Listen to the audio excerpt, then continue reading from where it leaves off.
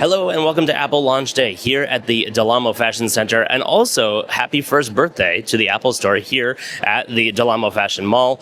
I was here 1 year ago for their opening. It was very exciting. We got custom water bottles, as one does, but today I'm here to pick up the new iPhone. So let's go inside and see what we got. There it is, the iPhone 17 Pro Max. Apple did an interesting thing with the lineup this year where they simplified across the range, getting rid of the Plus lineup and instead having the regular iPhone, then the iPhone Mini, then the Pro and Pro Max. This is a very clear and easy upgrade path for anybody who wants something that is your basic general iPhone, which is actually very upgraded this year and a very good buy. Then you have the Mini, which is an all-new look and also very interesting. It's crazy thin. Now, I use the Samsung, what's the Samsung's thin iPhone? I forget.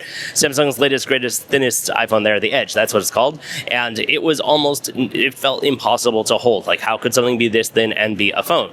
Well, I got hands on here at the Apple Store, and this is the same feeling. In fact, it's thinner. I don't know how they did it, but it's thinner. And quite frankly, it feels like it shouldn't be possible. We used to have phones that were like this. They bent, and they had issues with getting crushed in pockets and so on. And it looks, I obviously didn't try and crush any of the ones in the store, but I have seen other people who did online, and it looks like the iPhone Air is certainly going to be able to withstand just about anything that's out there. Now, obviously, it doesn't withstand anything, and I'm looking forward to Zach Jerry-Rig Everything's video later today of him attempting to do his best to destroy an iPhone Air, and we'll see how strong it really is when he gets down to it. But here in the store, it feels excellent in the hand. It is really solid, and it feels just like a regular iPhone. Over onto the Pro and Pro Max side of things, it is what you're going to expect. This is where Apple pulled all the stops, and they put in all their best, biggest, beefiest capabilities into this phone. It is actually a little bit thicker than last year's phone, and you know what? It's not that bad. In the hand, it feels really comfortable to hold, and I've been spending the last hour just taking lots of photos and videos, which I'm going to show you as we go through this review, and it's been very natural. It feels like an iPhone. So more of what you come to expect from Apple. I'm going to head home to the studio now. We can do some more tests in different lighting environments as I drive home. Maybe we'll stop off and do a little bit in the world filming, but happy birthday, Apple Del Amo Store, and let's head out to the studio. While I was in the store, I did get a chance to get hands-on with the incredible new iPhone Air, and I have to tell you, this thing is as thin as it looks. It's really, really incredible. In fact, it's so thin, my camera was having difficulty getting focus on the side of the phone because it's almost like it's not even there. It did take me a few tries, but as you can see here, I did manage to get this side in focus. You have, of course, the power button, as usual, as well as the camera control button, which is nice to see it continuing across the lineup. Even though I don't use all of the features, I actually turn off the touch features of it, and I just use it to launch the camera and take a picture quickly. It is wild to realize that basically all of the circuitry, the internals inside the phone, are in the camera bump, or plateau, whatever they're calling it now, and the rest of the phone is basically just battery and screen.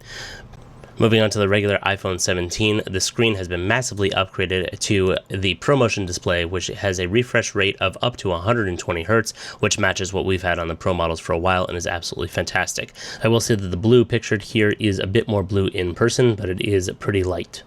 Here's some side-by-side video that I filmed as comparison between the iPhone 17 Pro Max and the 16 Pro Max, showing off the different phones that are here. The iPhone 17 has that 6.3-inch ProMotion display, 48-megapixel dual fusion cameras on the back, the A19 chip, and 30 hours of battery life. The iPhone Air has an increased 6.5-inch screen, one single 48-megapixel fusion camera, the A19 Pro chip, and 27 hours of battery life. The 17 Pro goes down to a 6.3-inch display, ProMotion of course. It has a 48-megapixel ProFusion camera system, the A19 Pro chip, and a 33-hour battery life.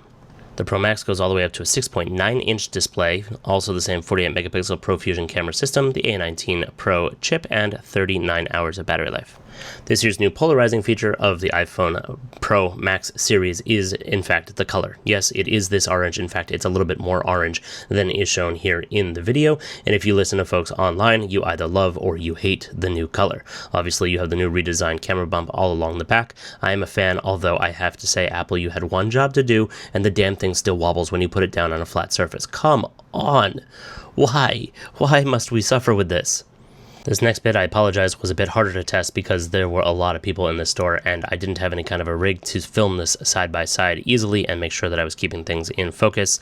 But as you can see here, walking down the store, it does a great job of jumping in and out of focus on the different areas. I will say that the video on the 17 Pro Max looked sharper and the colors more accurate. Over on the zoom front, on the 17, we have 8x Pro zoom versus 5x on the 16 Pro, and you can see what a stark difference you get with the two pictures side by side here. I, of course, had to test out videoing with the 8x versus the 5x zoom, and the 17 Pro Max wins hands down. Some final thoughts here from the studio. The iPhone 17 Pro Max is, as usual, an excellent phone. I'm sorry that I kept screwing up the name of the iPhone Air in the beginning of the video and calling it the Mini. Whoops, my bad. It's been a long week.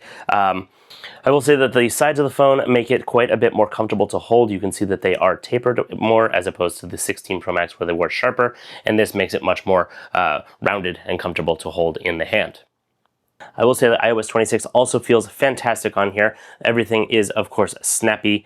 Let me pull open, for example, one of the apps. So you got the Reminders app, and it's all brand new because obviously I haven't started using it yet, but just randomly tapping on different apps, it feels snappy as long as I can actually tap it when I am doing this. Let me do it from here where you can see how fast this goes. Boom, and starts that up for the first time.